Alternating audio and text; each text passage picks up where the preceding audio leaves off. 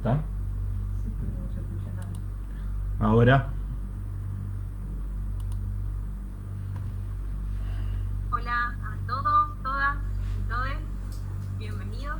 Estamos acá encontrándonos nuevamente. Yo soy Cecilia Arias Morales, soy educadora del Museo Provincial de Ciencias Naturales, Dr. Ángel Gallardo de Rosario, y hoy nuevamente nos encontramos en la virtualidad para continuar y finalizar, aunque sea por lo menos por este año, una propuesta que ha sido denominada 133.007 kilómetros cuadrados, que consta de un ciclo de conversaciones sobre diversas investigaciones arqueológicas de la provincia de Santa Fe. Este ciclo fue pensado y organizado por dos museos provinciales. Uno de ellos es el Museo Gallardo de Rosario y el otro es el Museo Etnográfico de la ciudad de Santa Fe, ambos dependientes del Ministerio de Cultura. Es así que este ciclo resulta una especie de propuesta y también pretexto para poder dialogar sobre diversas experiencias y trabajos de campo en donde construimos, en donde propiciamos también vínculos con las comunidades, con sus historias, con sus memorias, a través de estos 133.007 kilómetros que comprenden la extensión del territorio santafesino. Así que, en el caso de hoy, al distinto de los ciclos anteriores, en el caso de hoy vamos a tratar dos casos que son acerca de la arqueología del siglo XIX, de lo urbano y de lo rural, ¿sí? Para poder pensar a estos diversos contextos y a esta arqueología en particular, que también se encuentra vinculada con algunas problemáticas planteadas el día de ayer, que hacen foco en cómo se ha ido transformando a gran escala tanto la espacialidad como los vínculos entre los diversos grupos, en las maneras de disputarse el territorio, en las formas de producir, en las materialidades que son propias ya de este sistema mundo que nos modifica, nos afecta, nos interpela, nos condiciona, como es el capitalismo. Respecto a esto, la arqueología y la arqueología santafesina tienen mucho para decir, y es por eso que veremos estas problemáticas en los trabajos que abordaremos hoy. El primero de ellos que voy a mencionar es Desafíos y Perspectivas de la Arqueología Urbana en Rosario, que están aquí presentes mis compañeros, Gustavo Fernetti y Nino Volpe. Yo voy a leer brevemente los currículums de ellos. Gustavo Fernetti es arquitecto y licenciado en Antropología, conservador de museos, investigador del Centro de Estudios en Arqueología Histórica de la Universidad Nacional de Rosario, investigador del programa Espacios, Políticas y Sociedades y miembro del programa de Preservación y Rehabilitación del Patrimonio de la Municipalidad Nacional de Rosario. Y Socorro Volpe, que es licenciado también en Antropología, investigador del Centro de Estudios en Arqueología Histórica de la Universidad Nacional de Rosario, director de los proyectos Área Ferroportuaria número 1 de los barrios obreros, Sitio La Basurita, Rosario Santa Fe, y codirector del proyecto Asentamientos de los Pueblos Originarios de Carcarañá entre el siglo XVII y XVIII. Así que les damos a todos la bienvenida y damos comienzo. Le doy la palabra a los compañeros para después seguir con el otro trabajo. Gracias.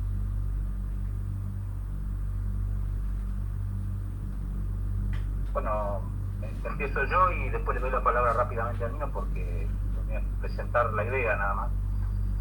Y bueno, en el 2019 se cumplieron 30 años desde que se empezó con la arqueología en Rosario, más o menos en la arqueología urbana, ¿no? En Rosario, y más o menos al mismo tiempo que Buenos Aires, y más o menos en la década en la cual empezó la arqueología urbana a nivel mundial. O sea, bien tenía algunos antecedentes, la arqueología urbana en el mundo empieza en la década del 80 con fuerza, ¿no?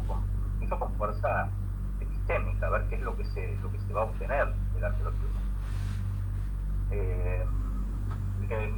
Ese periodo, que va más o menos en la década del 80 y finales de la década del 90, sufre como una especie de tensión por múltiples factores, ¿no? Uno es el económico, de la crisis del 2001, algunos factores que también eran concomitantes, ¿no? O sea, el tema de la cuestión de un rechazo por parte de las áreas académicas de este tipo de arqueología, y que coincide más o menos con la caída del paradigma arqueológico vigente y hegemónico en esa época, que era el paradigma procesual, ¿no? Entonces, hay toda una serie de causas que hace que, bueno, que los proyectos caigan, que de alguna manera, bueno, la arqueología sea costosa, la arqueología de campo sea costosa, pero tampoco hay mucho dinero como para sostener proyectos arqueológicos urbanos, que además estaban sostenidos realmente por las municipalidades o por, digamos, decisiones locales de gobernanza. Entonces,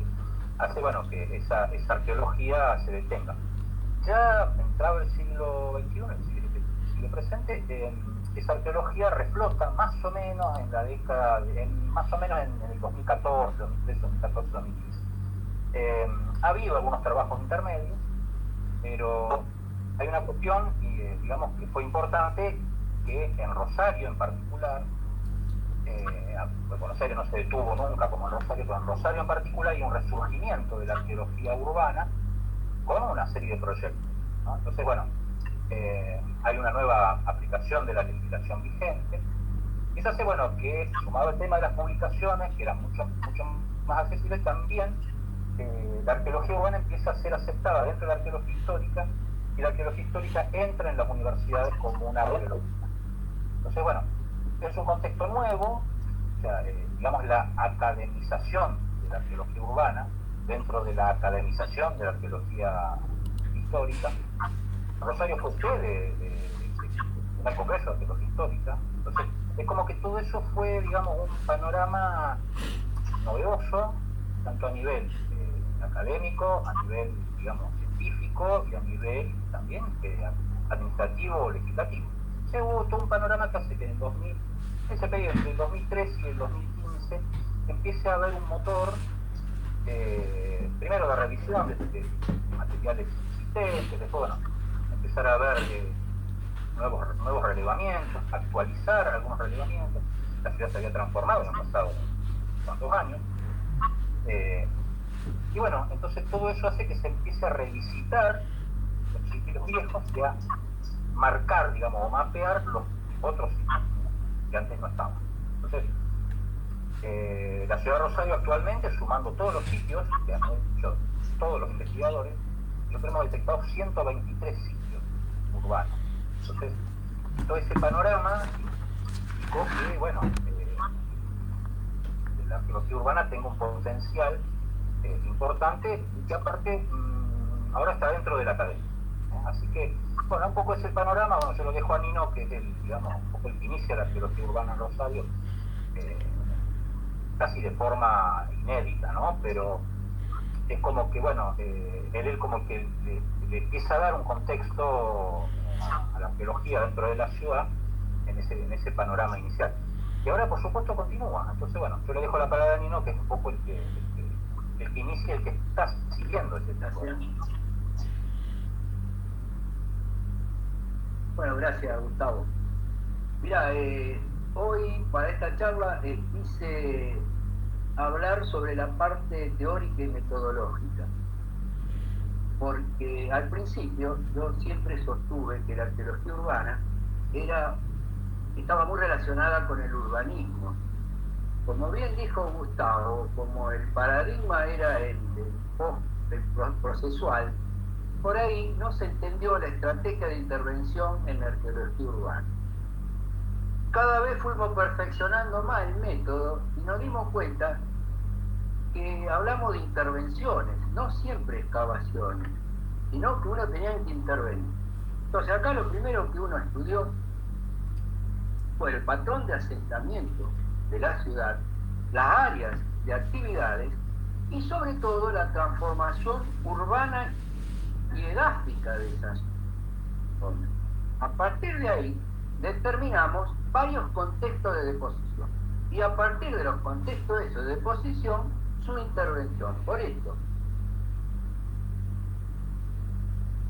la recolección superficial muchas veces es sistemática, depende del contexto de... Y hablando así en forma general, ¿cuánto contexto de deposición? Por supuesto que una tipología, después la realidad está un poco más limitada. Tenemos los contextos clásicos que tiene toda la arqueología, que es estructuras que están enterradas, ¿no es cierto? El ejemplo fue la primer manzana, ¿no es cierto? Y otro sitio que excavaron compañeros. ahí el contexto es una estructura que quedó bajo otra casa. En el caso de que quedó bajo otra vivienda,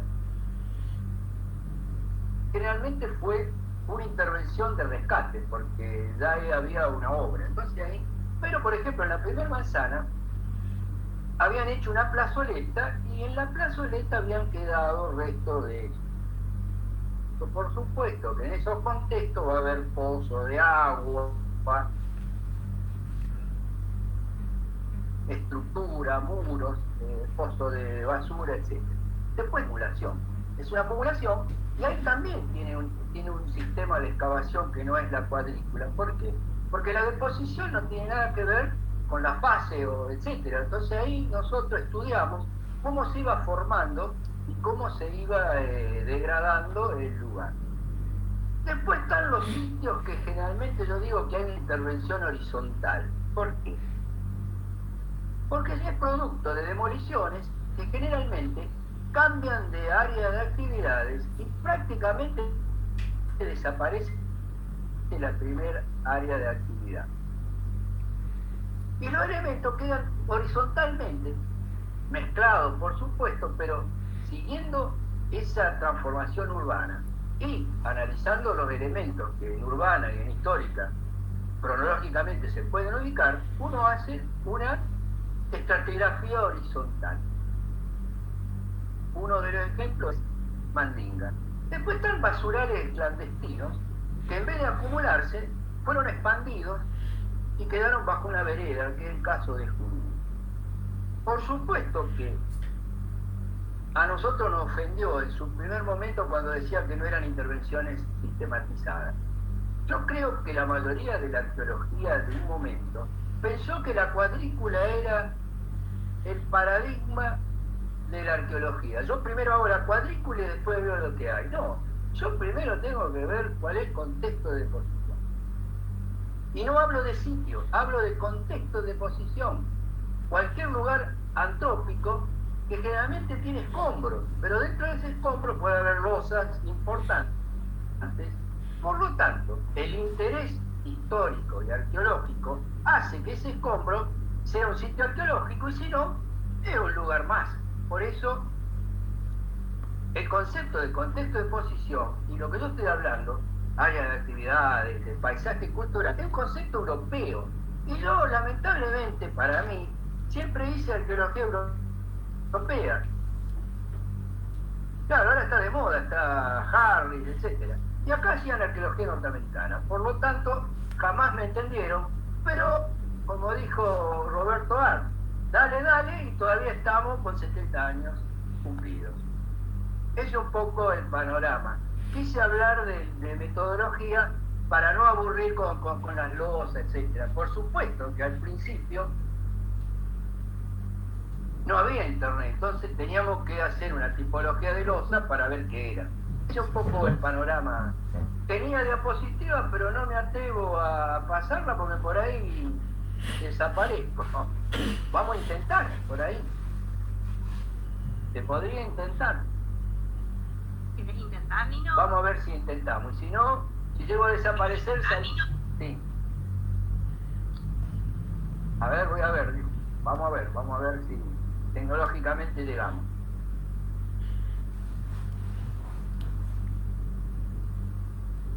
Yo mientras tanto voy diciendo que me parece que es interesante pensar los idas y vueltas dentro de lo que son las metodologías, las teorías, como también las cosas más antiguas se vuelven a utilizar, se renuevan, se repiensan.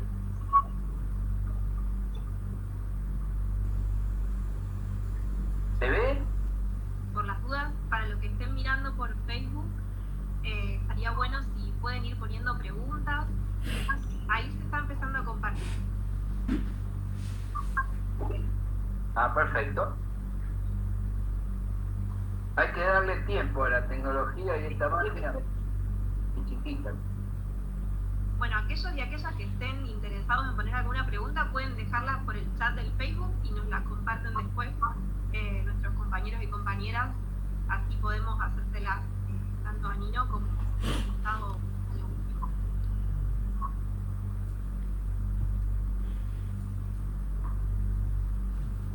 está viendo? Todavía no. Sí, se ve perfecto, Nino. Si vos querés contar algo acerca de las imágenes. Bueno, miren, bueno, acá está en la primera imagen, dice aglomerado en altura, montículos artificiales, que por supuesto que es la basurita, ¿no es cierto? Esto es, digamos, un sitio común, en el sentido de un basural común. Acá en esta otra, el trabajo que hicimos para ver cómo se iba formando ese contexto de basura, ¿no es cierto? Nos dimos cuenta que había una zona que era mucho más húmeda y ahí se conservaban en perfecto estado.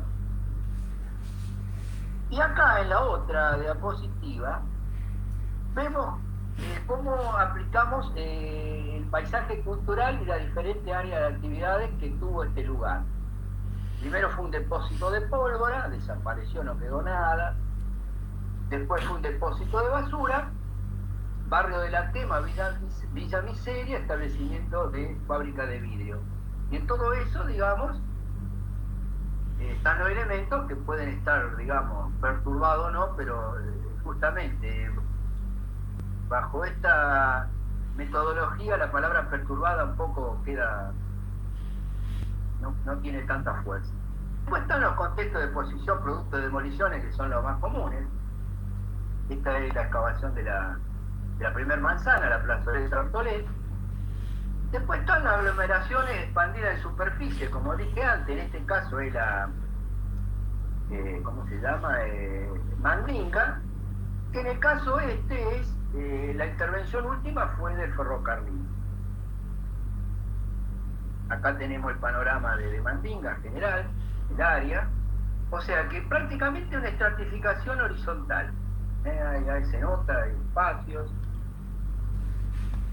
Y después tenemos aquí, un poco como antes, la historia de la área de actividades de este lugar. Primero fue una ranchada de Peirano, una típica patrón de asentamiento criollo.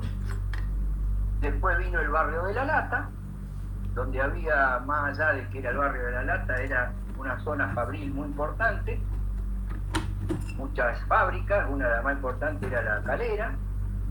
Y después vino el ferrocarril, pero en el año 1927 el ferrocarril prácticamente demolió a piso y volvió a reconstruir su área de ferrocarril. Cambió totalmente y después, bueno, con la ida del ferrocarril directamente quedó un páramo, ¿no es cierto? Esto era un poco las imágenes de un poco de lo que estábamos diciendo, ¿no es cierto?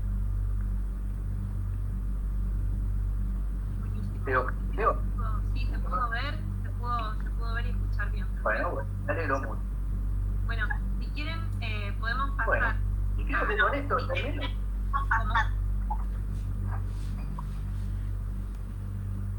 Si cualquier pregunta, continúe Gustavo o retoma usted la conducción. Un poco, o sea, esto se encuadra a lo que dice Nino, es en una nueva manera de ver la arqueología. Ahí están justamente los desafíos. O sea, considerar los contextos depositivos como variable implica también dejar de lado, digamos, la cuestión de la catalogación. O sea, que era uno de los tópicos, una de las herramientas importantes de la década del 90, que era lo que se estaba encontrando. Eso como que ya está, o sea, eso ya está definido. Lo segundo, bueno, analizar los contextos de deposición implican encontrar realidades arqueológicas, que después se van a traducir a metodologías arqueológicas. Entonces, la observación de los contextos de deposición es sumamente importante, cuando antes era la observación de un fragmento. Ahora el fragmento está en un contexto, no es lo mismo que en la década del 90. Ese es otro desafío, porque implica que vos tenés que conceptualizar los contextos de deposición. ¿Qué significa una dinámica edáfica o incluso una dinámica fluvial como la que discutíamos el otro día con Nino, Cristina Pascuali y Mariana Algraín? ¿Qué significa un contexto de mismo como una barranca que se está cayendo, por ejemplo, como la basurita? O sea, esas son cuestiones que en la década de los 80 y no se discutía mucho. El otro gran desafío creo que es la construcción de objetos de investigación distintos. Me parece que es otro gran desafío. A lo mejor, bueno, hay gente que está mirando, a lo mejor no está en el tema arqueológico, pero pasar de decir, bueno, esta es una losa inglesa de 1870, pasar a qué significa una losa de 1870 hoy, o sea, cuando aparece. Eso implica otra cuestión. ¿Qué pasa con, digamos, los procesos sociales, más que los procesos a lo Binford, ¿no? ¿Qué pasa con esto de que, bueno, había gente arriba del basural? ¿Qué pasó después? ¿Qué pasó en la década de 1950 y qué está pasando ahora? Entonces, eso implica otra cuestión, implica esto del urbanismo ya tiene otra mirada, ¿no? Que son procesos de la ciudad que todavía perviven. Entonces, hay injusticia que existían en 1890 y hay injusticia en el mismo lugar. Entonces, vamos a la República de la Sexta, vamos a ver que también hay injusticia. Entonces, eso también son desafíos. Bueno, no solamente hay contextos de positivos, sino también contextos sociales importantes y, bueno, hay que poder leerlos, ¿no? Y, bueno, un poco ya termino yo y después, bueno, para no hacerlo largo, pero el último desafío yo creo que es, bueno, ¿qué hacemos con esto? El hecho de que la arqueología en la década del 90 era como una especie, yo le llamaba un poco así, medio caseramente, como una arqueología anticatástrofe, porque estaba muy vinculada, a pesar de que uno no siempre se hacía así, pero estaba muy vinculada con el rescate. Bueno, mira, van a demoler y se aparecían los contextos estos extraños, era como una reivindicación social. Bueno, mira, se está haciendo una avenida, pero rescatamos fragmentos virreinales de la época de la colonia. Entonces, era como una anticatástrofe. Frente a las transformaciones brutales que tuvo la ciudad en la década del 80-90, contrastarlo con una arqueología amable, ¿no? Una arqueología, mira qué lindo, mi abuela tenía uno parecido. Bueno, eso se perdió. Al incorporarse a la facultad, a las universidades, eso se pierde. Entonces, el último gran desafío creo que es revisitar, así como revisitamos los sitios, revisitar la cuestión social. Creo que, o sea, de vinculación de la arqueología con social. Bueno, creo que Cacho está, bueno, y el Gallardo está haciendo este tipo de trabajos en Rosario. Bueno, y Cacho Núñez. O sea, esto de, digamos, de vincular el pasado con la gente. Y, aunque les resulte extraño, que no lo tenga la abuela, digamos, ¿no? Es como que, bueno, mira, sí, apareció esto, ¿y qué significaba esto? Pero no comunicar el fragmento, sino comunicar la realidad social. Sí, bueno, mira, en 1911 a estos tipos que estaban arriba de la montaña de basura, mira cómo los trataban. Entonces, vincular ese contexto con la gente, no tanto el pedacito de losa. Entonces también vemos que el pedacito de losa resulta insuficiente. Hay que estudiar otras cosas. Un poco, bueno, ese es el panorama y creo que, digamos, estos desafíos que aparecen ahora son novedosos. Pero también implica otra cuestión. Rosario, si lo vamos a ver, como, bueno, la basura y la gente que estaba arriba y de dónde salen los fragmentos y los contextos socioeconómicos, y Rosario ya no puede ser considerada una isla, una ciudad-estado tipo Troya o tipo Atenas. Esto también pasaba en otros lados. Entonces, no solamente en otras épocas, en otros lados. Ya Rosario no puede ser considerada la única que tiene un contexto fluvial. No, hay otras ciudades que tienen los mismos problemas. Y también tienen otros problemas de injusticia, de miseria. Entonces, creo que esa es, digamos, el nuevo panorama. Romper esto de una arqueología rosarina para rosarinos, cuando en realidad tenemos que hacer una arqueología más social. Parece que esos son los grandes problemas que nos vamos a enfrentar. Después, bueno, la metodología veremos. Cada uno tendrá su aporte, ¿no? Bueno, eso es. Buenísimo, muchas gracias. Muchas gracias. Tengo algunas preguntas, pero las vamos a ir haciendo al final. Y compartimos también un diálogo con los demás compañeros. Bueno, vamos a seguir entonces con el siguiente proyecto, que es Aportes de la Arqueología para la Interpretación de un Sitio Rural, Campo Bola, localidad de Hugues, Santa Fe. Voy a leer brevemente. Los compañeros que han participado en este proyecto son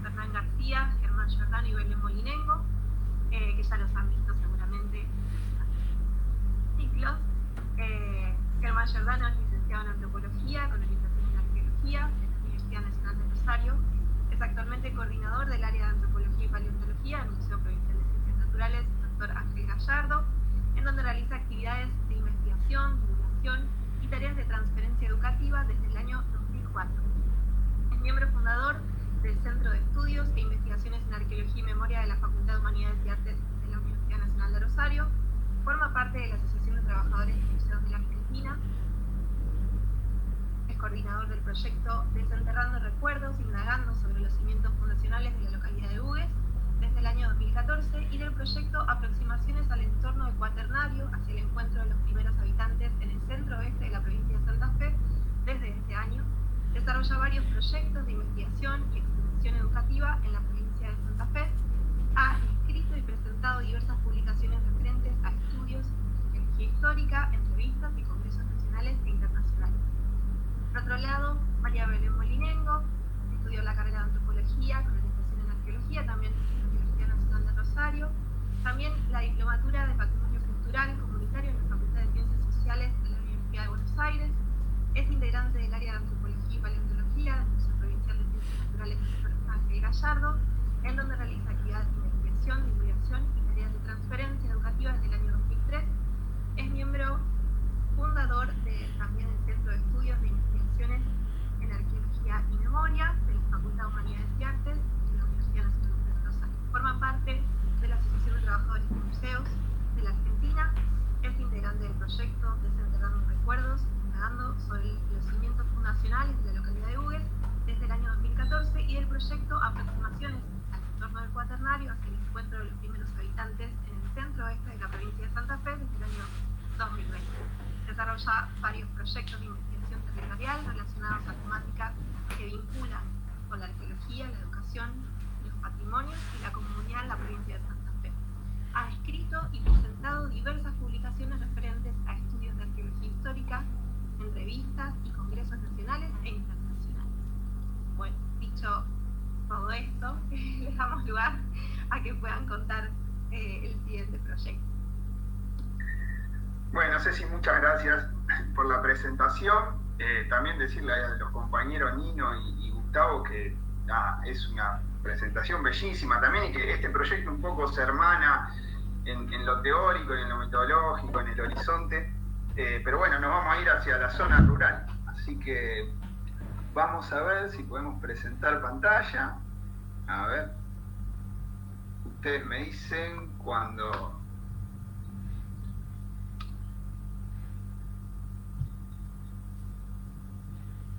Avísame, Ceci, si se ve. Bien, ahí estamos. Ahí se ve. Bueno, perfecto.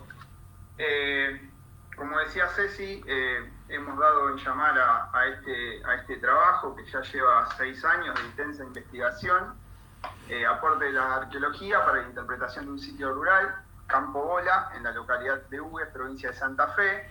Bueno, para aquellos que no conocen, esto está ubicado en el sureste de la provincia, en el departamento General López, a unos 150 kilómetros de Rosario.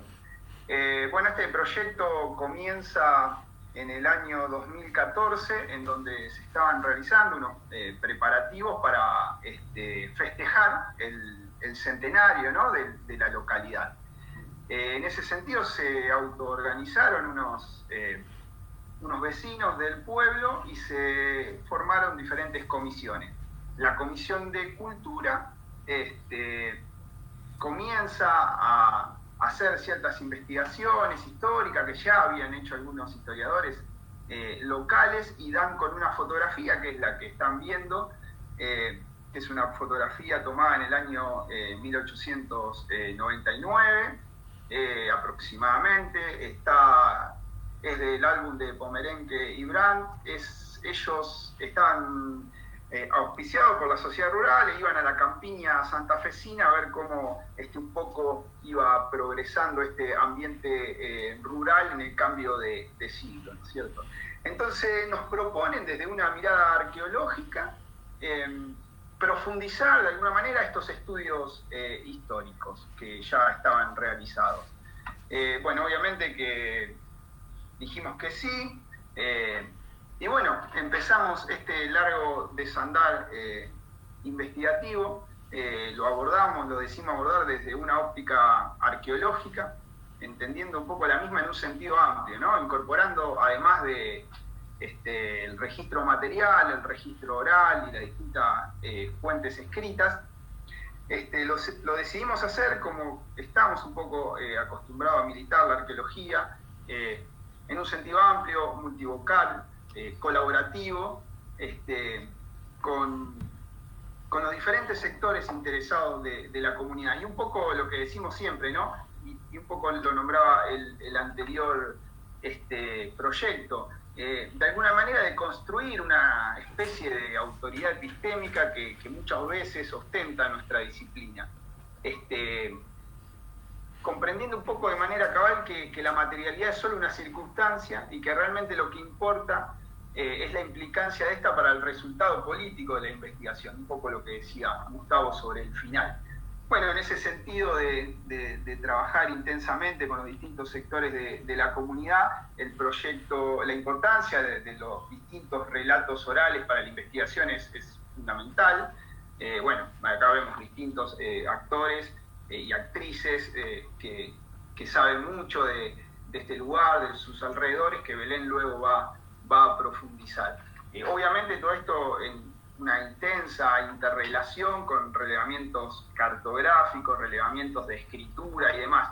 Lo que ven acá es una búsqueda sistemática de distintos mapas de distintas épocas históricas que nos permitió de alguna manera armar el rompecabezas de la propiedad de la tierra desde 1856 en adelante. Ese fue un dato muy valioso para el pueblo, obviamente para nosotros también, porque luego, digamos, de la conquista del desierto empezamos a ver, bueno, los grandes terratenientes y la distinta división de tierra hasta la actualidad. No vamos a profundizar en eso, pero sí es un dato que el proyecto ha obtenido y parece súper interesante comentarlo. Bueno, algunos planos más de cómo iban cambiando de nombre y cómo los distintos terratenientes y después gringos, inmigrantes y colonos iban comprando la tierra.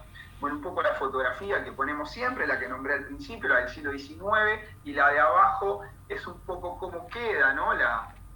El casco central de esta estancia hoy en día.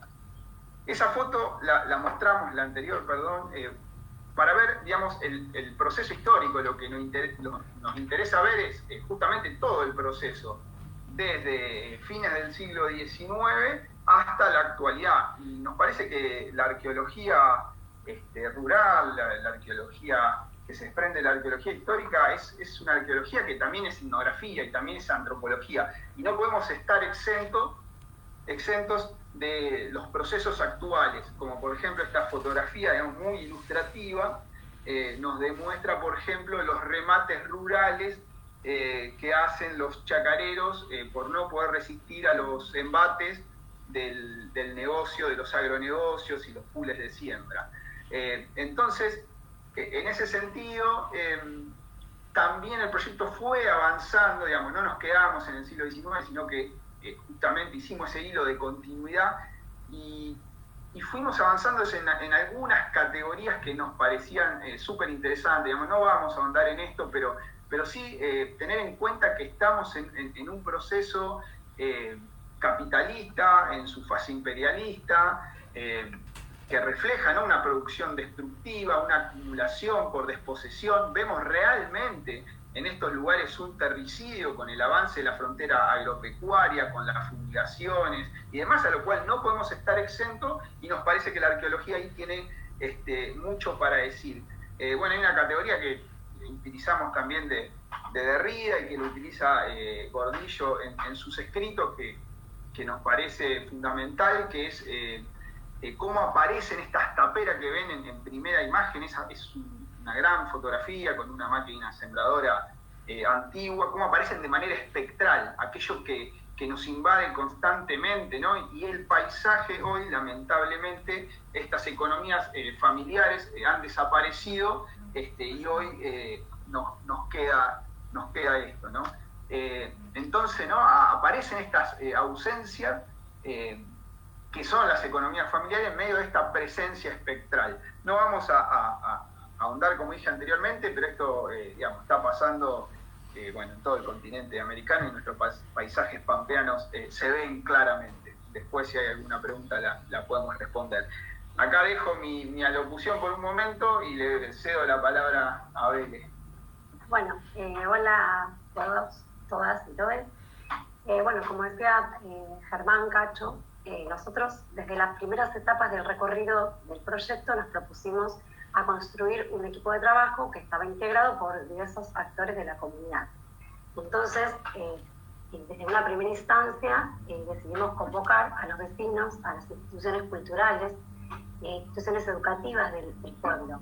También se sumaron instituciones como el museo local, la biblioteca y todas aquellas organizaciones que están ancladas en la localidad de Uves. Nosotros contemplamos en esta propuesta que es teórico-metodológico reunir distintos abordajes y conocimientos que van a provenir ya sea de la investigación de los sitios y de los objetos, pero también de las voces de los habitantes de los territorios que contienen, ¿no?, en la localidad. Nosotros intentamos, en esta dirección, que en realidad es poco frecuente que los proyectos de investigación arqueológica consideren desde el momento cero de la construcción de un proyecto a las comunidades locales, ¿no? Siempre, la mayoría de las veces, son preguntas metodológicas o de investigación propia de los profesionales. Entonces, nos propusimos una apertura que incluya dentro de esto la mirada de múltiples sectores y actores.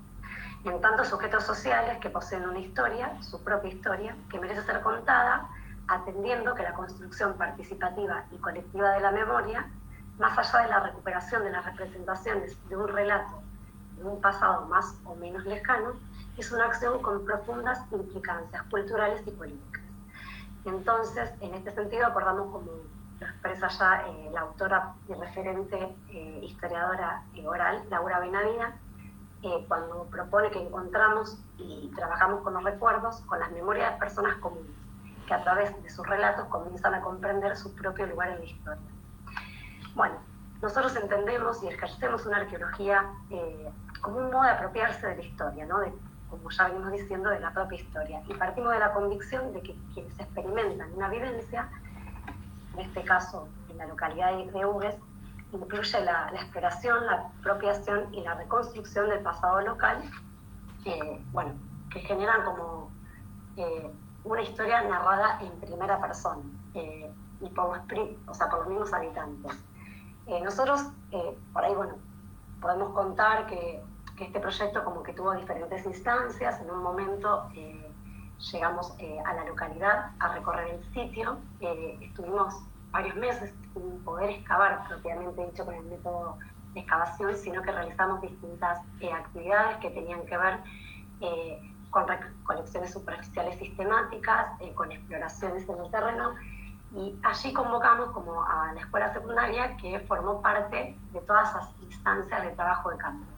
Pero a su vez empezamos a pensar como espacios en donde los mismos habitantes empezaban como a investigar esta propia historia, que tiene que ver con su historia fundacional, pero como dijo Germán, entra como más profunda en el tiempo de la localidad, y los mismos estudiantes, docentes o autoridades de la escuela empezaron a proponer proyectos educativos que se integraran al proyecto arqueológico. Entonces así fue como hicimos en varias situaciones muestras fotográficas que las referenciaban los mismos alumnos. Después hicimos una muestra que tenía que ver con el retrato a través del arte de los chicos de la escuela secundaria, y ahí pueden ver a Dante Gori, que es uno de los dueños del campo, que nos debe estar viendo en este momento con su esposa Rosa, así que le mandamos un saludo. Junto a su familia también le mandamos saludos, y a toda la gente de Uves que se iba a enganchar a mirar. Ellos ahí están haciendo una visita, recorriendo. Si pueden ver atrás, hay cuadros que representan con distintas corrientes artísticas a la foto inicial que presentaba Germán, que es esa tapera, esa construcción ahí que está en el medio del campo. Después hicimos también para uno de los aniversarios del pueblo una muestra con la materialidad y los objetos que encontramos en las excavaciones y también de manera superficial, en donde el pueblo participaba, había compañeros que hacían las visitas guiadas que eran los habitantes del lugar. Bueno, ahí van a ver otras imágenes en donde tuvimos la oportunidad de hacer 3 encuentros también con estudiantes de la escuela secundaria, en donde ellos hicieron y ejercieron arqueología por un día. Estuvieron haciendo un trabajo de campo para usar las distintas herramientas y los dispositivos que usamos. Bueno, van a ver ahí que están en una excavación, porque están como a punto de entrar a los espacios para excavar en los cimientos de la casa, y en la otra foto que va a pasar Germán, van a ver que estamos transitando de manera imaginaria, obviamente, las transectas para recolectar las materialidades. Bueno, nosotros pensamos que esta forma, ¿no?, de transitar el proyecto arqueológico es una forma de construir un trabajo políticamente comprometido, en donde nosotros no vamos a contar las historias que nos relatan esas materialidades o esa construcción, sino que los mismos habitantes, como sujetos políticos, narran las historias situadas. Entonces es un poco lo que les convidamos hoy. Ahí van a ver también que estamos también con unas niñas que fueron hasta el campo para ver qué estábamos haciendo, ¿no? Para conocer un poco cuál era esa historia, aparentemente la historia no narrada dentro de la localidad. Hay compañeros y otros estudiantes haciendo la excavación arqueológica. Bueno, ahí estamos dando también unas visitas junto a Dante, que en algún momento, cuando iniciamos con el proyecto, como que se preguntaba, ¿no?, qué era toda esta historia que estábamos descubriendo. Y se dio cuenta en una de las conversaciones que él estaba como en el centro de la historia de la localidad, ¿no?, que esta construcción que se encuentra en su campo, que tiene una historia dentro de la misma localidad, es un hito y un lugar en donde hay un antes y un después para este pueblo. Bueno, nos va acompañando, va también como narrando su propia historia en primera persona, es como una autobiografía en relación a este espacio. Dante, creo que no lo dijimos al principio porque ya como que lo tenemos incorporado, pero por ahí hay gente nueva. Dante es uno de los propietarios del campo, es quien vive de tercera generación ahí, desde sus abuelos, bueno, junto a Rosa, su compañera de vida y su familia. Y Dante nos acompañó desde un primer momento en las excavaciones y sigue muy motivado dando las charlas y demás. Su hermano Osvaldo también y toda su familia. Y bueno, y pensar eso también, ¿no?, que este proyecto dio origen también a pensar, ¿no?, cómo el pasado, interpretado desde el presente, nos lleva también a construir una imagen de ese paisaje, ¿no?, de cómo se modificó y cómo se van transformando las localidades al interior de la provincia. Este es un ejemplo de una arqueología en un espacio rural, a diferencia de lo que planteaban los compañeros en el otro proyecto.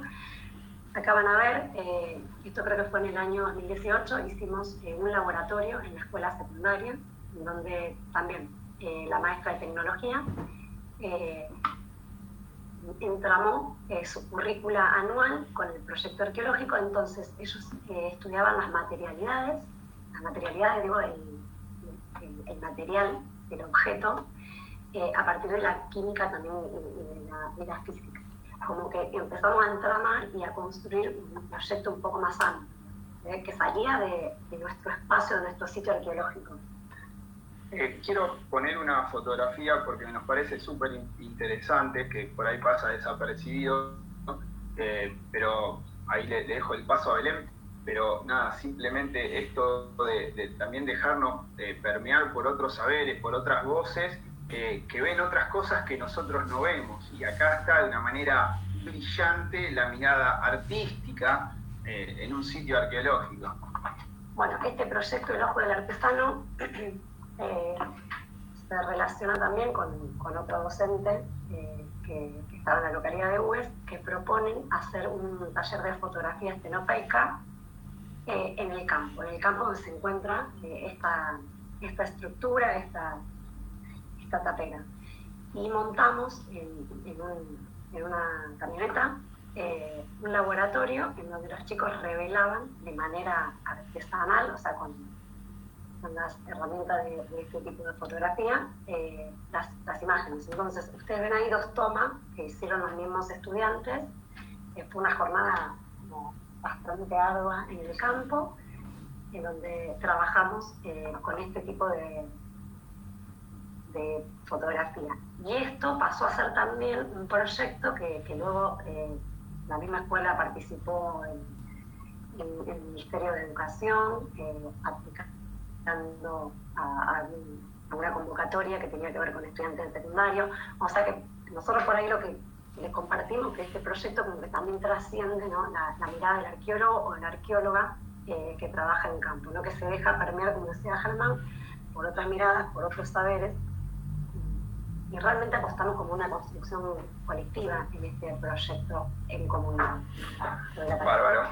Disculpen ahí la desprolijidad, paso un poquito rápido, simplemente voy a la última parte. Esta es una fotografía también interesante, por ahí que para comentar, digamos, todo el tiempo la idea es propiciar que la gente vaya. Está Dante y Rosa ayudándonos, ¿no?, en la excavación, a medir y demás, y ahí es una fotografía muy, muy hermosa. Está Rosa y está Dante, y bueno, está el compañero, siempre me olvido el nombre, de la Facultad de Ingeniería, bueno, en un vínculo que hemos hecho con la Cátedra de Agrimensura, en donde sus alumnos bueno, van a hacer un trabajo de campo final, donde aportan las tecnologías. Ellos van con drones, con estaciones totales, bueno, aparatos, ¿no?, tecnológicos de punta y de precisión, y bueno, ahí le están explicando a Dante un poco qué hacía el dron y qué podía medir y demás, digamos. Entonces, bueno, también esta cuestión interdisciplinar, transdisciplinar y desde una mirada artística y todo lo que hemos comentado, para nosotros enriquece totalmente el sitio y la historia del lugar. Y bueno, la última fotografía también decir y mandar un saludo muy, muy grande a toda la gente que conforma el museo, la Asociación Civil Museo Gües, porque es una parte troncal de nuestro proyecto, donde van a quedar depositados todos los objetos, y este es un gran proyecto que fue iniciativa de ellos, que fue recuperar un vagón vandalizado, un vagón comedor muy bonito, y que bueno, actualmente se está remodelando, y allí van a haber varias muestras temporales, ¿no? Y bueno, una de ellas va a ser una muestra acerca de toda esta investigación arqueológica. Así que también siempre la mostramos porque nos parece súper interesante. Acá simplemente decir, retomar que al inicio y la convocatoria del centenario y esa fotografía fue porque la gente sostenía que era la casa de los fundadores, la casa de los Hugues, pero esta mirada arqueológica nos llevó hacia atrás en el tiempo, porque esa casa estaba totalmente construida, la había hecho otra familia, hubo otra estancia anteriormente, y bueno, eso también pudimos aportar al pueblo. Y lo novedoso es, lo voy a repetir otra vez, pero nos parece que tiene que quedar bien asentado, es todo el proceso investigativo, que tiene un hilo de continuidad y no se corta hasta la actualidad, y todos los procesos que anteriormente nombramos. Simplemente decir de la estratigrafía arqueológica, que es un poco la metodología que usamos, y me reía un poco por coincidiendo totalmente con lo que decía Nino, digo, salir de la cuadrícula, ¿no?, un poco excavar en áreas abiertas, ver los procesos, las acciones humanas, las acciones de la naturaleza, interpretar el sitio en una complejidad, en una cronología, digamos. Bueno, es una metodología a discutir, y que nada, que nos parece que anda muy bien en este tipo de lugares. Solamente algunas fotografías para ver también asentamientos sobre asentamientos, porque esto no nos olvidemos que tuvo aproximadamente, bueno, más de 110, 120 años de habitabilidad ininterrumpida en el sitio. Entonces, bueno, con Gustavo también, que ha ido a las excavaciones, y los compañeros del centro de estudio también nos preguntábamos mucho, bueno, qué pasaba acá, ¿no? Y también ayudándonos con el registro escrito y mucho con la memoria oral. Este es un caso para nosotros de manual, digamos, en donde podemos ver un asentamiento más nuevo. Van a ver un caño de PVC que va hacia el molino, y arriba estaba una habitación fundamental de la estructura principal, la que veíamos en blanco y negro. Y bueno, digamos, todo esto de acá, lo que hacemos es, con esta metodología, el sitio nos habla y reconstruimos un poco toda esta vida, ¿no? que pasó por acá, de todas las acciones que hicieron, lo cultural, a través de la materialidad también, obviamente. Bueno, un poco era eso lo que queríamos comentar. Simplemente agradecer también a los compañeros del Centro de Estudio que son parte de esta investigación, a todas las instituciones del pueblo, como nombró Belén, no me quiero olvidar de nadie, ¿no? Pero a la escuela secundaria, fundamentalmente hemos trabajado mucho con ellos, a los otros niveles también que estamos ahí articulando, al museo fundamentalmente, a la familia Gori, por supuesto. Y también agradecer a los compañeros del Museo de la Bordegoy, Sí. Que también trabajan de manera regional en la búsqueda de las historias del pasado de la región. Esto no se limita a un espacio único, sino que empieza a pintar una historia más amplia. Y bueno, querer también como hablar un poco de esas historias de gente común, de gente a pie que aún están como por ser narradas. Así que bueno, agradecemos a los vecinos y a las vecinas también de la localidad que forman parte de este proyecto. Buenísimo, gracias por compartir. Por ahí, para ir abriendo como el momento de preguntas, en realidad hay una que es por ahí para que puedan responder ambos equipos, porque está vinculada con ir más a lo general, ¿no? ¿Cómo piensan ustedes, cómo se diferencian estos dos tipos de arqueología, si se quiere, arqueología más urbana de la rural? Si es que ven diferencias, tal vez en lo metodológico ahora estamos como observando que hay como algunas similitudes, tal vez las diferencias se encuentren más en los actores sociales que se encuentran alrededor de estos sitios. Por ahí estaría bueno si pueden compartir algo de eso, y después tengo algunas preguntas un poco más específicas, pero bueno, vamos a ir de a poquito.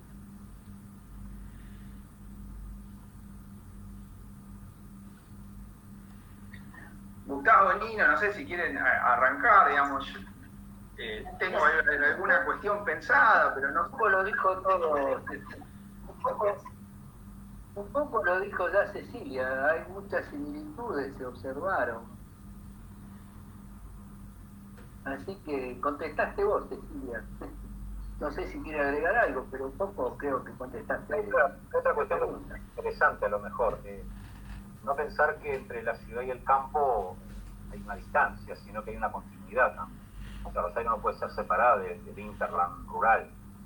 Y por algún lado entraron las cosas que se están viendo, por algún lado entraron. O sea, hay unas relaciones sociales, económicas, que hace que, bueno, que por ejemplo, tengamos la misma losa. O sea, no es menor. Algo pasó. O sea, no hay una losa de Rosario y una losa de Buques.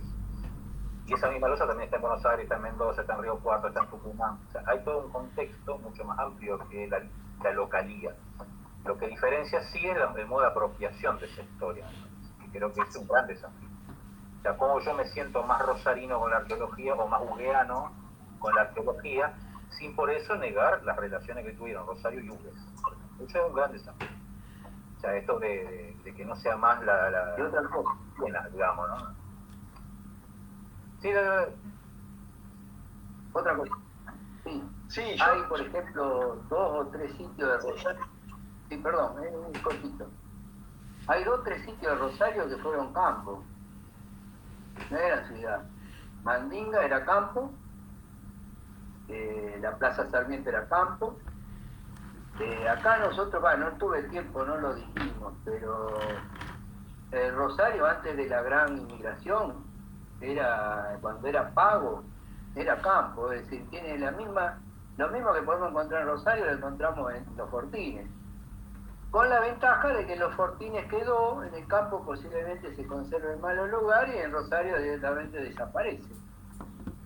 pero si no, el contexto era de la Pampa, como dijiste vos, hay un antes de la inmigración y un post-inmigración, que no solo es demográfico, es la entrada del capitalismo en toda su dimensión, la tercera revolución industrial, ¿no es cierto?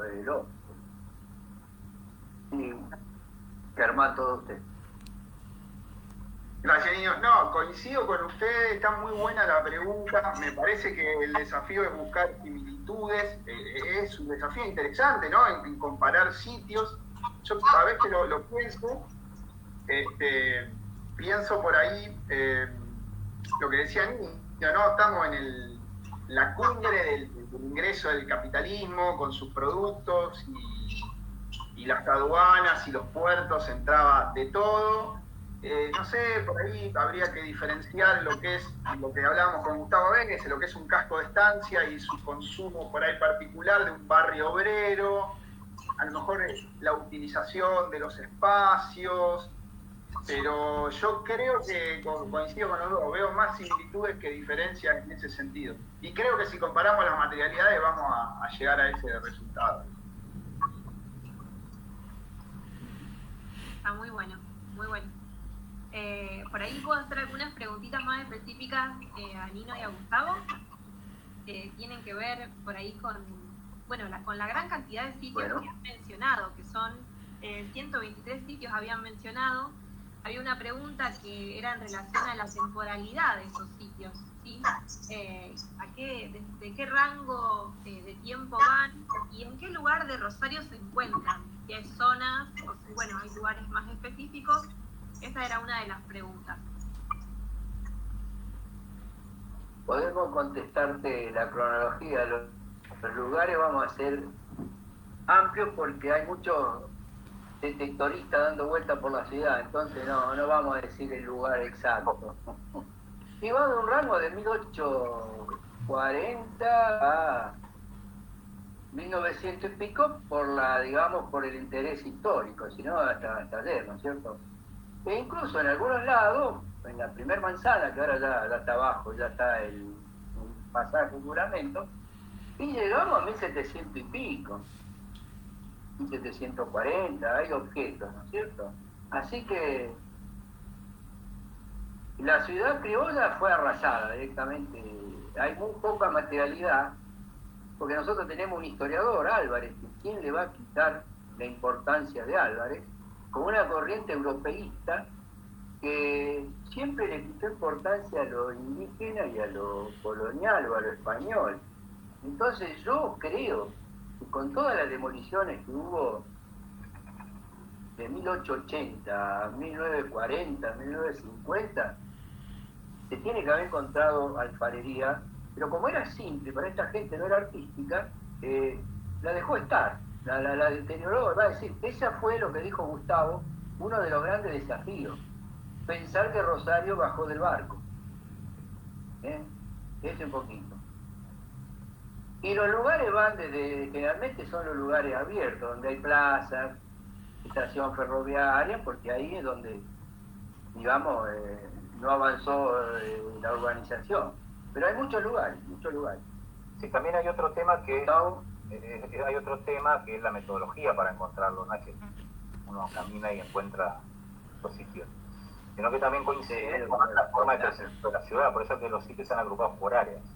Entonces, no es que, son, así, aleatorio el lugar, sino que para encontrar los sitios primero tenés que conocer la historia de Rosario, cómo creció, cómo se desarrolló, cómo fue el crecimiento de la urbe, o sea, de la parte física, cómo fue el crecimiento de la no urbe, o sea, los sitios que originalmente no fueron ciudad y después se transformaron en ciudad, etc. Entonces, en total, esos 120 y pico de sitios fueron agrupados en 16 áreas. Entonces, a pesar de todo, en el área están dispersas, porque cada lugar, cada área es un área urbana, no es una casa. Entonces, si vos tenés un barrio obrero, en ese barrio obrero, que es un área, vas a encontrar muchos sitios. Prácticamente coinciden con la forma de cómo se vivía en el barrio, y ahí forma el contexto de deposición. O sea, lo que decía, por ejemplo, el Calle Junín. En el Calle Junín tenés un paredón donde toda la basura va a parar ahí del barrio obrero. Entonces, la metodología es justamente esa, una relación entre población y basura, población y deposición, población y sitio. Pero recogimos toda la ciudad. Algunos están desaparecidos, obviamente, y algunos son viejos, lo hicieron otros investigadores. No lo encontramos nosotros, por Nino. Fueron encontrados por unos cuantos investigadores. Entonces, eso se resumió en una síntesis, pero sí. Y yo calculo que fácil, sin analizar, debe haber las 3/4 partes. Los sitios no fueron tocados. Bueno, en realidad, no fueron analizados. O sea, no hay que recolección superficial, pero no fueron estudiados. Así que bueno, no, es una cuestión bastante... O sea, una cuestión en realidad, sí,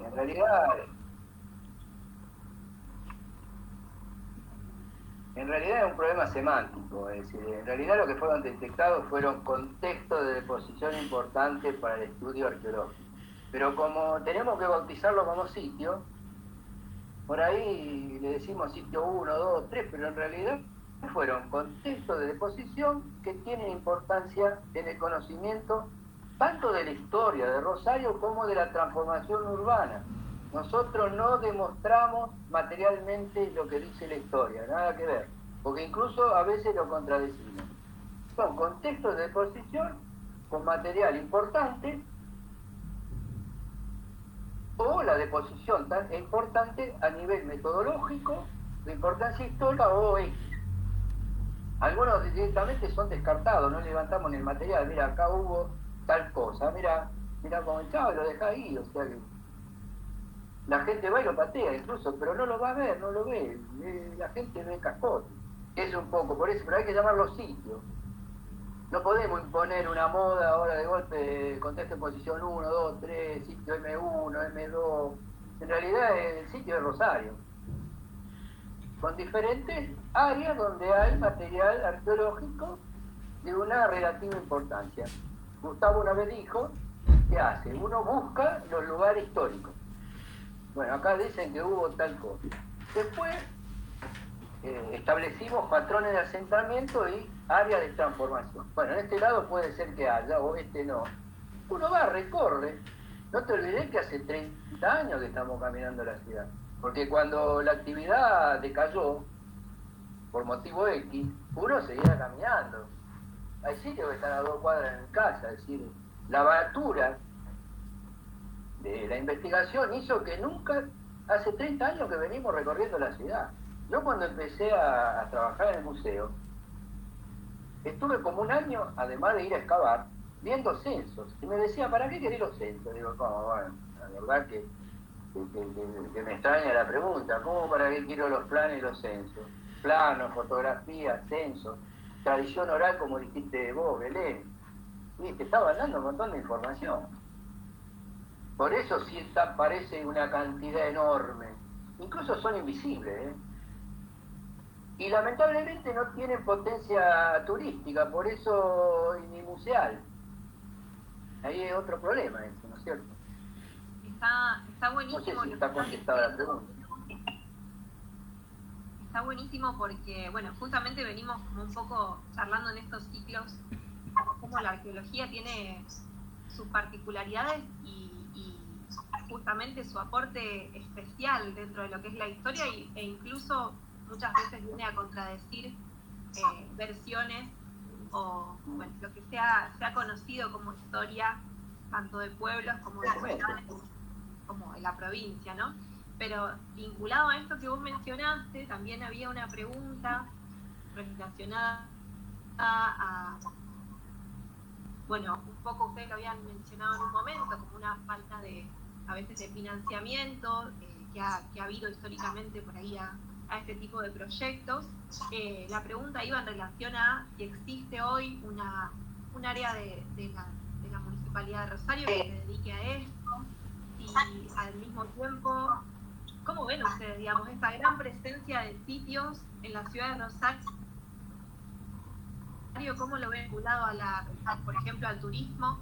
Si es que tiene una potencialidad o no, ¿cuáles son esas dificultades que surgen en estos contextos particulares que son las ciudades tan transitados, tan ocupados? por ahí la pregunta iba en relación a eso, que es como una gran mega pregunta, pero que tiene muchas aristas. Mira, al principio fue financiado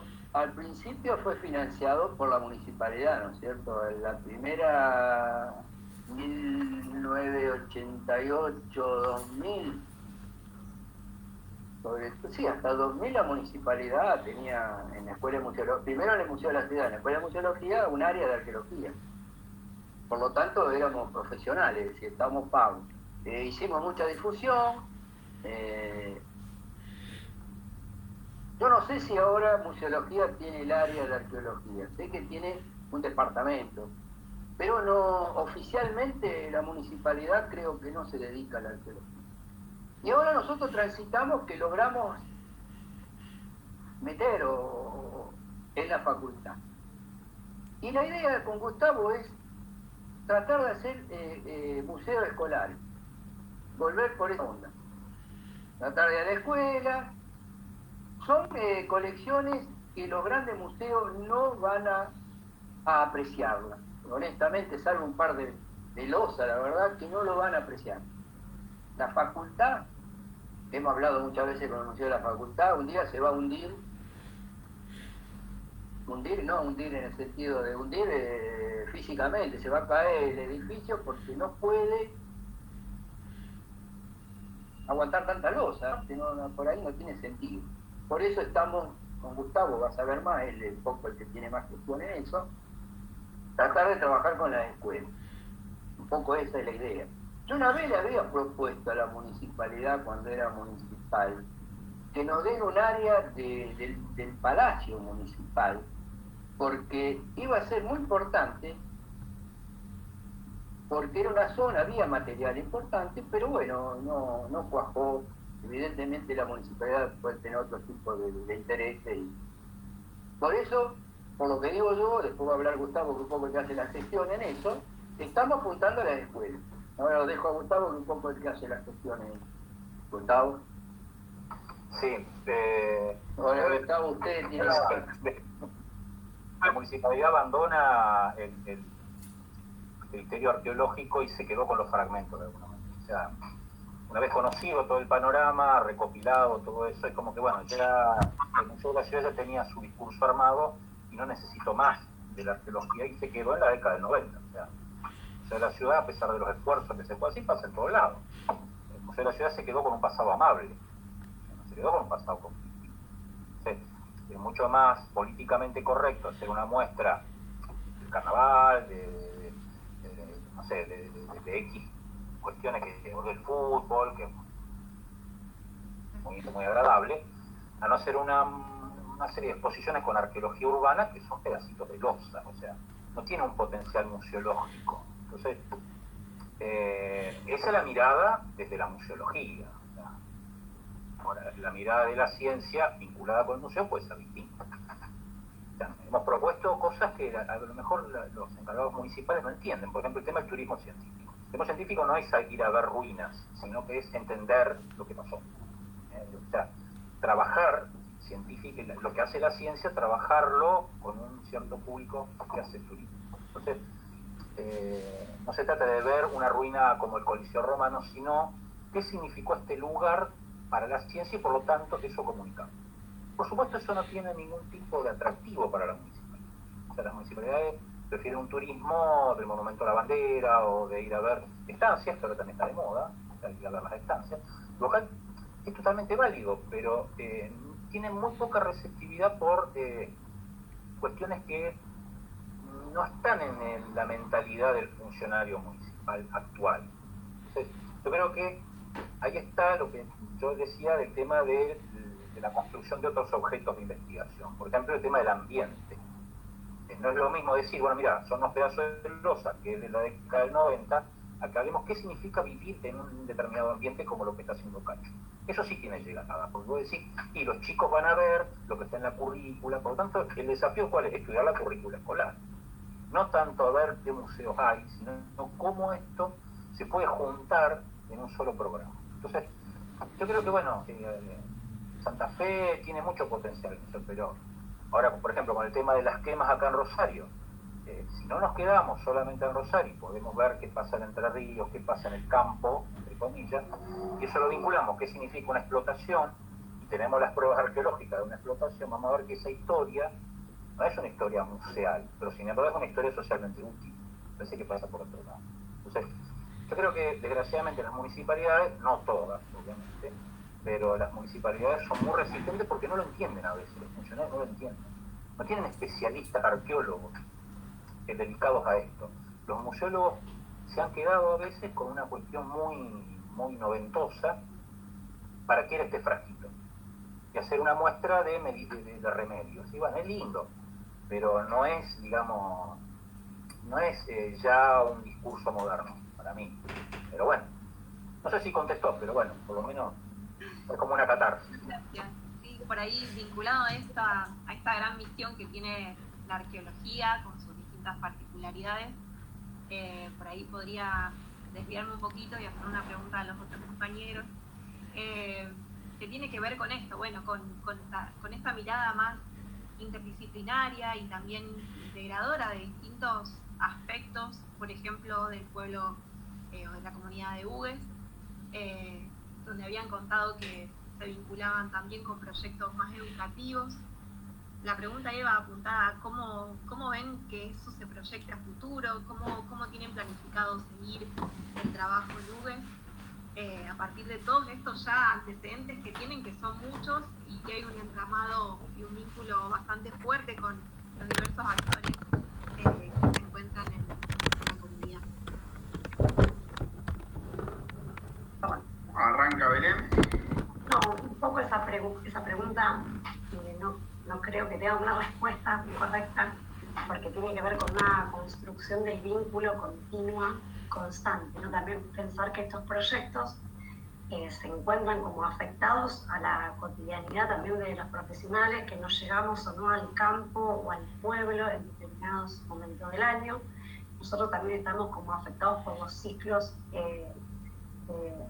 de la agricultura, digamos, de la agricultura pampeana, de la cosecha, que a veces podemos estar en campo, a veces no, o sea que uno también respeta esos ciclos actuales, pero sí la propuesta es como sembrar y dejar esas intenciones de que el proyecto no es de los académicos ni de los profesionales, sino que tiene que ver con el interés y el deseo de la gente que se involucra genuinamente. Entonces, esta permeabilidad que por ahí nombrábamos antes, de poder usar las currículas como no, o proyectar hacia otras miradas, decir, bueno, este año desde matemática vamos a abordar las transectas imaginarias del proyecto arqueológico y desde ahí vamos a explicarnos los contenidos, o qué sé yo, como pasó con el proyecto de fotografía estenopeica que explicaban los principios físico-químicos de la fotografía a partir de estar en un sitio arqueológico, con una mirada, con un registro, que la fotografía también es un registro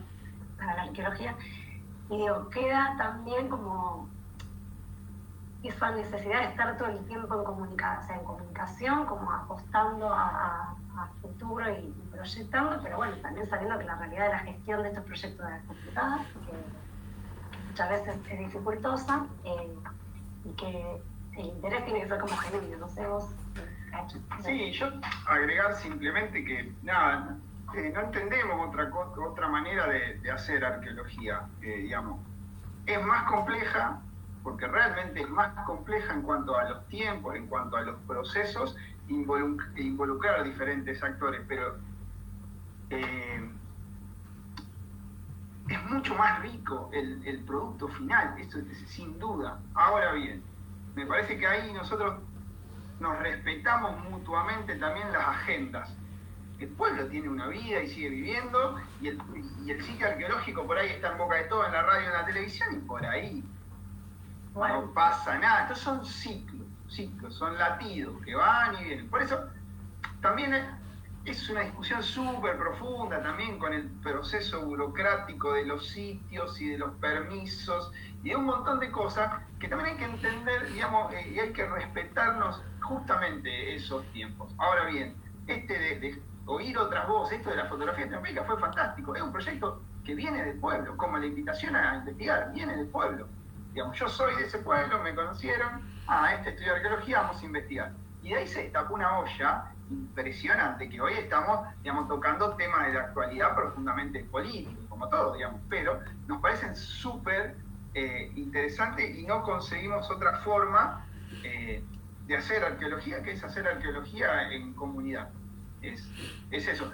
Y cierro con esto, que me parece que se tocó el tema del turismo y algo que también está latente todo el tiempo, de la visita a la estancia, de señalizar, de cómo hacer. Y me parece que también es para hacer ciclos, en otro momento discutir, pero la dejo latente, que también es una autocrítica de la disciplina, articular estos sitios, porque también este ciclo de conversaciones, sabemos, que tiene un potencial de 8.000 años de antigüedad a tiempos históricos, y de alguna manera no lo podemos mostrar, digamos. Ahí tenemos que articular con los funcionarios en todos los niveles, nivel municipal, nivel provincial, y los arqueólogos, los historiadores, los docentes, trabajar mucho más interrelacionadamente y no como compartimentos estancos. Me parece que ese es un gran tema a debatir, no es para este momento, pero lo quería nombrar porque se nombró el tema del turismo que siempre aparece.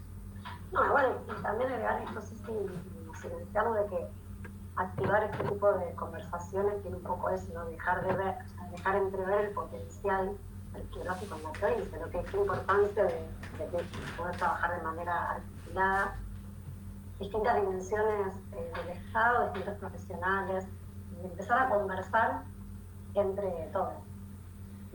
Una cosita a Cacho, que le gustan las frases así, esta de la arqueología es siempre decepcionante, ¿no? Eso que hablábamos una vez. Y una vez yo pensaba, ¿no?, que a lo mejor la gente puede estar sin nuestra arqueología, pero no puede estar sin arqueología. La arqueología es una necesidad humana, de saber qué pasó es una necesidad humana. Creo que Champ decía que si mañana el mundo empezara de nuevo, inmediatamente alguien empezaría con una pala a ver qué hay abajo, a ver cómo fue antes. Entonces, parece que eso es un gran potencial. Quizás no seamos nosotros, puede ser que nosotros, bueno. Pero sí me parece que la arqueología es una necesidad humana y una necesidad humana importante, de saber del pasado. Hay un montón de teorías sobre eso, pero es la práctica. O sea, ustedes mismos, ustedes le ponen un micrófono delante a Dante y empieza a hablar del pasado, no es casual. Se lo dan a un chico y va a ser lo mismo. ¿Por qué esto, chico? Eso creo que es el potencial de la arqueología. Obviamente, será pulsátil, como decías recién, pero es como que es una necesidad humana. Me parece. Buenísimo. Bueno, pues re interesante la discusión. Creo que este ciclo de charlas es un antecedente de este tejido que existe y que muchas veces no se visibiliza mucho, no se conoce mucho por los santafesinos y santafesinas. Este es un antecedente y ojalá pueda continuar más adelante. Así que ahora, para ir cerrando este ciclo de charlas por este año, vamos a darle también la bienvenida a dos compañeros que se suman, un compañero y una compañera, y no sé si estarán por ahí, Gabriel Coco y Nora Araujo. Si quieren ir sumándose, yo los presento brevemente y vamos a ir cerrando esta conversación.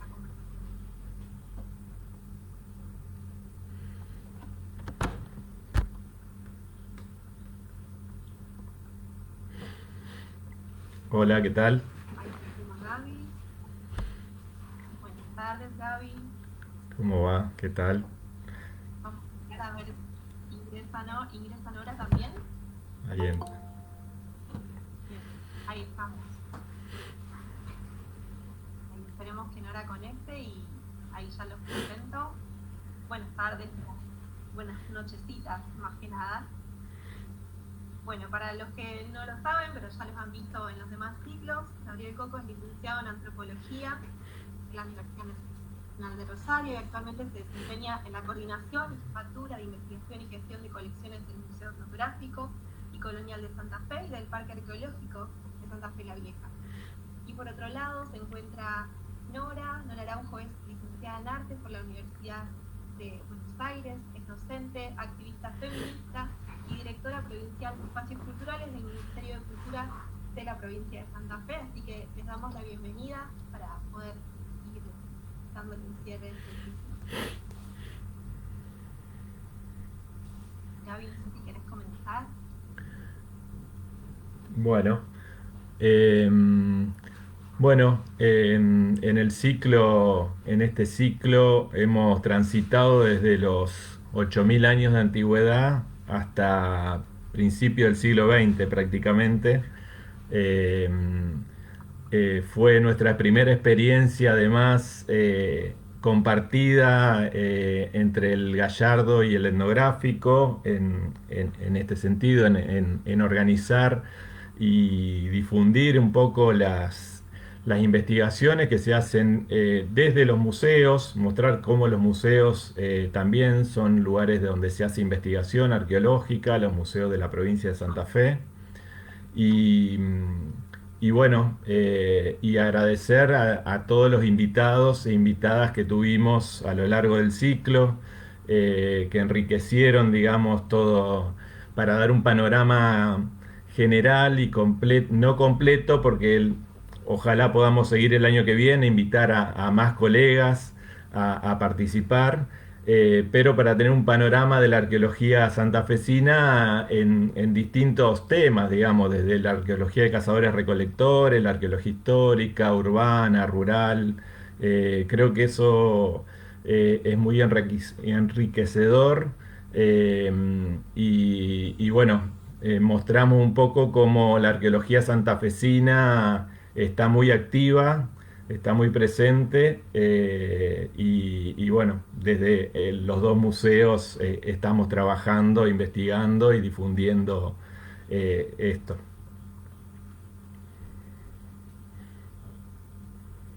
Bueno, buenas noches a todos, a todas. Agradecer, traer el acompañamiento del Ministerio de Cultura de la provincia de Santa Fe, los dos museos que fueron anfitriones de este ciclo integran un ecosistema, una familia dentro de los museos de la provincia de Santa Fe. Fue muy lindo verlos en acción con otras instituciones, con otros especialistas, con otros museos. Hablamos de versiones, contradicciones, manifiestos y bueno, le hicimos sonreímos, le hicimos un cariño, estuvimos alrededor y lo más interesante es concitar atención en torno de la arqueología, que evidentemente es una pasión que atraviesa a los aquí presentes, a los invitados, que volvemos a agradecer que nos hayan acompañado y nos gusta pensar que si bien sí intentamos abrir un abanico, en ese sentido me resuena la noción que dice Gabriel de completo, sería como tratamos de abrir un abanico, pero para nada exhaustivo, ni siquiera es un punto final, es un punto y coma, una pequeña pausa y una invitación. Hay más profesionales, más temas con los que podemos estar más cercanos, más lejanos, compañeros que hace mucho que no vemos, pero que queremos que vuelvan a esto, ¿no? A conversar, a activar, a que hayan presiones, a contradecirnos, a quejarnos un poco, porque también hubo un poquitito ¿no? de hacer un poco de queja de algunas cosas que por ahí no están en el estado del arte, digamos, no están en el punto que nos gustaría, pero bueno, aquí nadie baja los brazos y como dijimos, solamente un punto y coma. Gracias por estar acá y bueno, aprovecho para poner a disposición que el Ministerio y los compañeros trabajadores y trabajadoras de los museos de la provincia de Santa Fe elaboraron un protocolo para cuando sea el momento de reintegrarnos y de que nos vuelva a cambiar la proxemia, y lo dejamos disponible para otros museos municipales de otras provincias. Fue un trabajo interesante, colaborativo, y como se van acercando los tiempos de volver a estar un poco más cerca, con calma, con mucho cuidado y sobre todo con protocolos, ofrecemos el nuestro para quienes consideren que puede ser valiosa su lectura, su consulta, y así también quedamos con el oído abierto para que nos propongan y continuar este trabajo de activación que se agradece mucho a los museos, a los profesionales de los espacios y a todas las instituciones que nos acompañaron. Muy interesante lo de la conexión con la currícula y con las escuelas. Muy interesante. Bueno, Ceci justo es una de las compañeras que representa dentro del Gallardo toda la tarea de mediación y de educación, que para nosotros es muy importante y es una de las maneras que elegimos de conectar con los públicos. Así que bueno, muchas gracias.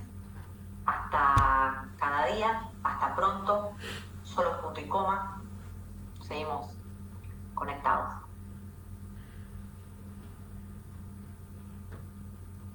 Nada, simplemente bueno, agradecer obviamente al Ministerio de Cultura que posibilitó estos encuentros, a Nora que estuvo en varias de las presentaciones, un poco abriendo la jornada y ahora cerrando. Para nosotros es un apoyo, digamos, importantísimo y fundamental. Retomar también la palabra de Gaby y decir que la arqueología la entendemos como un accionar político que tiene muchísimo para decir. Voy a parafrasear a Lumbrera solamente diciendo que la tenemos que usar como un arma de liberación. La arqueología es eso. El territorio santafesino esta jornada demostró que es muy rico en lo patrimonial, en sus historias, en sus memorias. A seguir divulgando y a trabajar con la comunidad. Que bueno, los museos tienen un potencial también investigativo y de generar conocimiento genuino, público y de calidad interesantísimo, y creemos que bueno, esto es un trampolín, un punto de partida también, como decía Nora, que sabemos que con el apoyo de las distintas instancias gubernamentales y ministeriales vamos a salir al ruedo a mostrar todo este potencial. Así que bueno, le agradecemos a todos muchísimos los participantes que han aceptado este desafío y han dicho que sí, y han mostrado sus proyectos que son realmente de mucha calidad. Y bueno, a nosotros nos encanta hablar de arqueología, como han visto, pero quedó mucho en el tintero, así que bueno, obviamente redoblar la apuesta y encontrarnos el año que viene a seguir debatiendo y discutiendo y proponiendo estos proyectos de investigación. ¿Quién corta? Hay que cortar en algún momento. Chao. Adiós. Bueno, gracias. Nos vemos.